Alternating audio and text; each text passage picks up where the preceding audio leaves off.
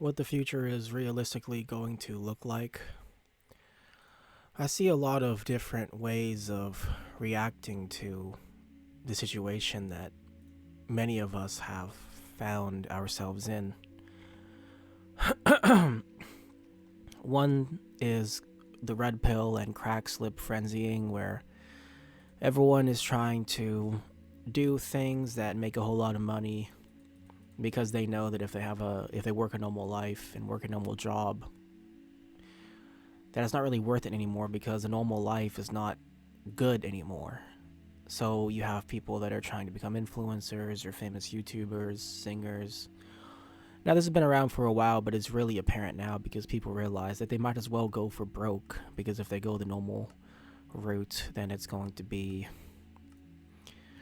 well, not even worth going for. So they might as well take the 1% chance, or actually a 1 in 100,000 chance of making it, rather than, you know, the 75% chance of having a life that's just kind of crappy. So the first thing that people do is crack slip frenzying. The second thing that people have started to do is they've gone down the road of the collapse. I've talked about the collapse a little bit before, but the collapse is a cope. It's this idea that, well, I just have to wait around for things to collapse, and then I'm going to rise out of the ashes like a volcano or a phoenix coming out of a volcano. But the reality is that the collapse is not coming. And I think the reason the collapse is liked as a cope so much is for two reasons. Number one, adhering to the collapse cope belief, you don't have to do anything. The belief is, I'm just going to wait around and ride the dolly, put a strain on the system, and then it's going to collapse. And then after the collapse, I'm going to rise up and have a better life than I have now. And the other reason people believe in it is because people believe that if they're not allowed to be a member of society, if they're not included in society, then society can't possibly go on without them. And it also comes from this belief that if they don't have a house and a white picket fence and a dog and a wife and a son and a daughter and a car and a career, then the system isn't working. But the reality is that you don't have those things because the system is working. The people in power don't want you to have those things.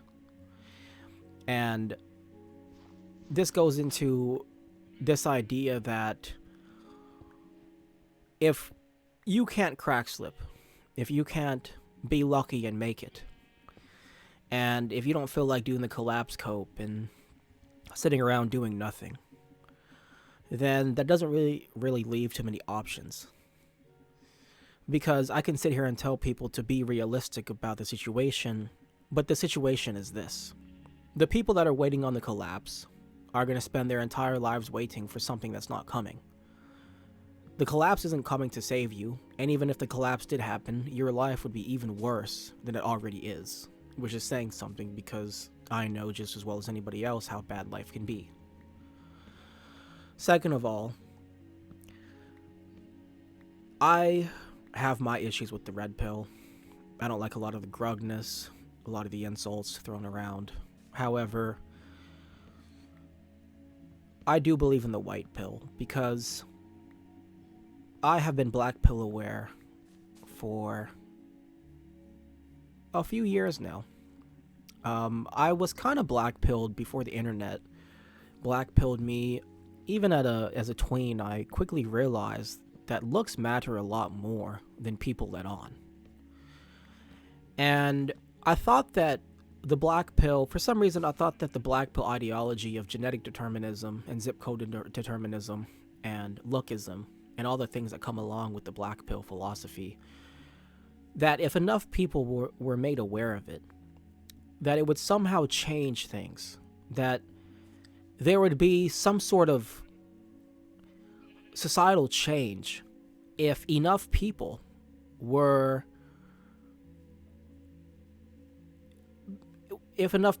up. But the reality is that I got half of what I wanted. But now that I'm looking at it, I'm not even sure if I wanted it or if I want it now, because Now the black pill is a lot more popular than it was before. I mean, parts of the black pill, like lookism and looks maxing and mogging, these things are normie. Even normies, neurotypicals, even these blue pillars are aware of these things. But my error was believing that if enough people knew about genetic determinism and zip code determinism and lookism, ageism, all of these things, that it would somehow change things, and it hasn't. And it never will. And looking back on it, I can't really say why I thought that these ideas becoming more known would make a difference. I mean, I'm not exactly sure why I thought that the black pill would be any more different in regards to the effects on society versus the red pill. You know, I really can't say why I thought that. I guess I was kind of clinging on to hope and coping myself. So what I'm trying to say is that I'm seeing people go down a select number of routes, and it's either waiting for the collapse, it's never going to come. Even if it does, you'll be worse off.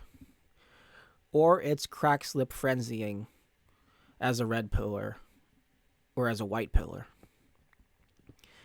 And all I can say is I've come to the conclusion that all I can do is not do nothing. I know my chances of making it. I know that my chances of making it are not even probably not even 1 in 250,000. It might be less than that. It might really actually be 1 in a million. No exaggeration. But if you're watching this video and you're like a hikikomori or a NEET, or maybe you're wage cucking or whatever position you're in, just don't give up, because a lot of people out there say, well, I don't really have a retirement plan and I don't care anyway because I plan on dying by 30 or 35 or 40 or whatever. But the reality is a lot of people say that and they're still here at 60. There's that quote I like, and I'll leave it on this. Trying hurts, but giving up hurts more.